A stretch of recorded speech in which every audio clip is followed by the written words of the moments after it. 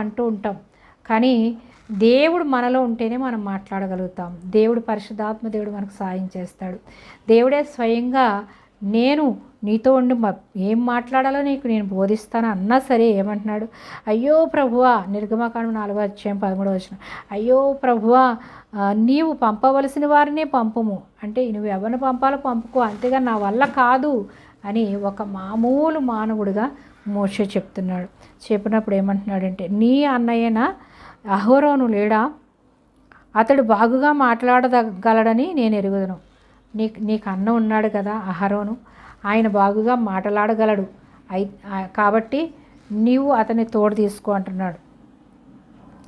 నేను ఎరుగుదును, ఇదిగో అతడు నిన్ను ఎదుర్కొని వచ్చుచున్నాడు, అతడు నిన్ను చూచి తన హృదయమందు సంతోషించు. అంటే ఈ అహరోను వేరే ప్లేస్లో ఉండొచ్చు, ఈ అరణ్యంలో మోషే ఉంటున్నాడు, కానీ సహోదరులు